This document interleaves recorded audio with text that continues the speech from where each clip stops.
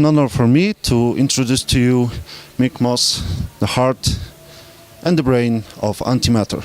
Hello. Hello there.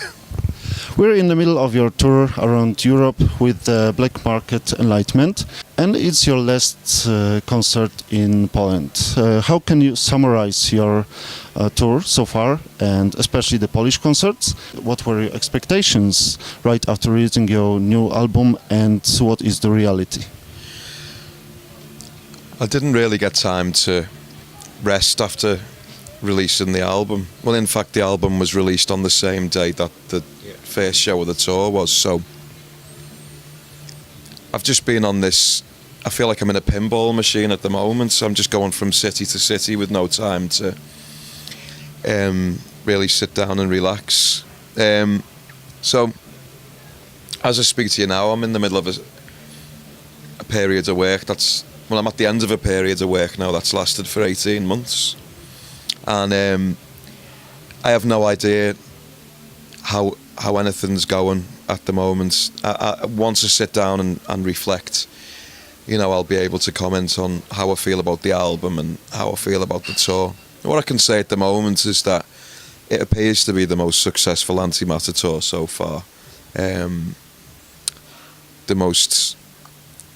The biggest audiences, the most enthusiastic audiences. And when I look out from the stage and I see people's faces, I see a lot of emotion in people's faces, and a hell of a lot of people singing along, and not just singing along, they seem to know every word of the songs, so it's looking good. It's looking good at the moment. And of course, Poland is always a blast.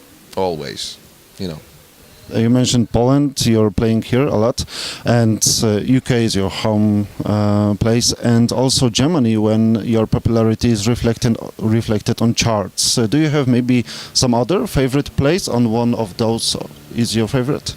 I love the Netherlands, because the Dutch people are super fucking cool, and I love Poland, because the Polish audiences have been with. I've been with Antimatter since day one, but not just that. What I've got to say is that there were some dark times as well, where it wasn't so strong, but the Polish audiences stuck with me through thick and thin, At times where I was just sitting alone on a stage with an acoustic guitar, and people were still coming and showing support, and, I'll never forget that, I'll never forget that.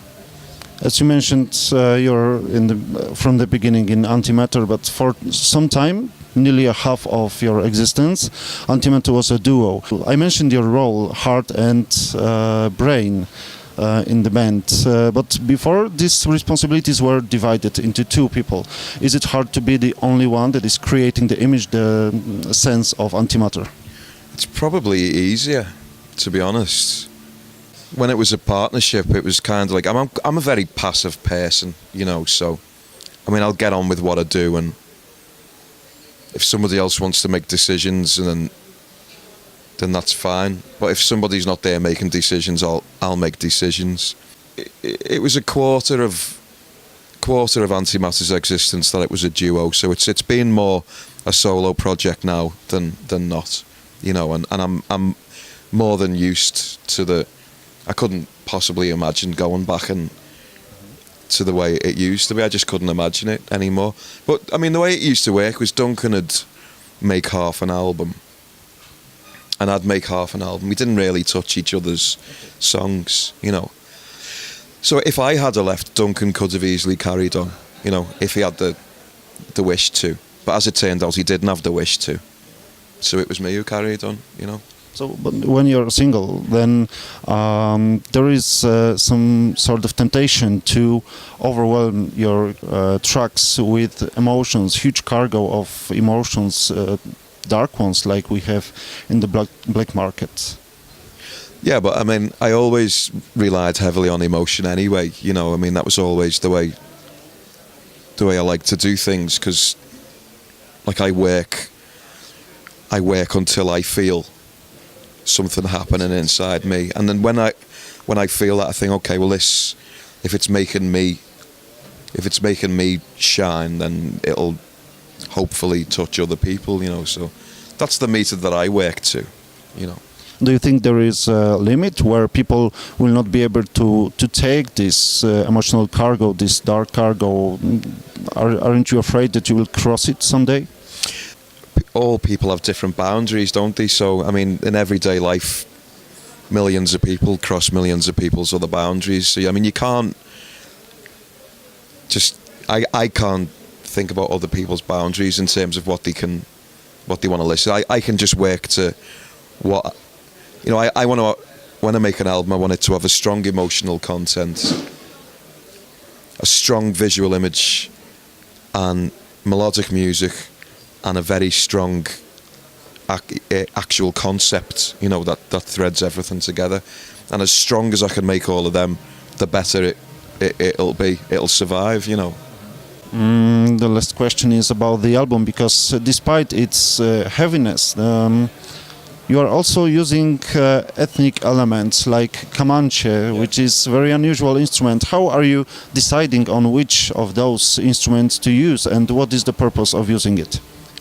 Well, for the Comanche, I mean, I was paying a visit to Armenia to shoot the video for the Third Arm. And I had this sound in my head that I'd heard from soundtracks like Gladiator and I think The Passion of the Christ as well. And I asked Andre from the Beautify project if he could get a guy who plays this instrument. For me, I was just bored of guitar leads. It's all been like since, like, you know, 2000, you know. And I was just looking for... I mean, I love instrumental passages. I love where the vocals give way to extended instrumental passages.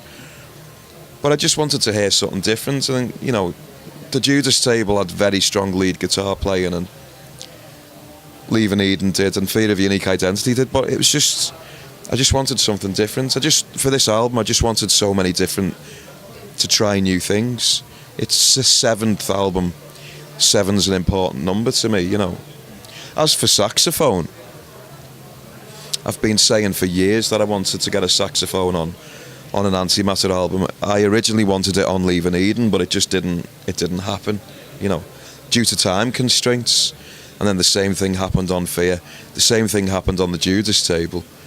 And it almost happened this time, and I was like, no, it will not happen this time. Find a saxophone player and make it happen. And Paul came in and did a fucking amazing job, you know. So it just revitalised the whole process to me, and it helps the album stand apart from the rest of the discography, in my opinion. Great. Thank you very much for this interview. Nice one. Thanks very much. I'm sorry, I'm dead tired.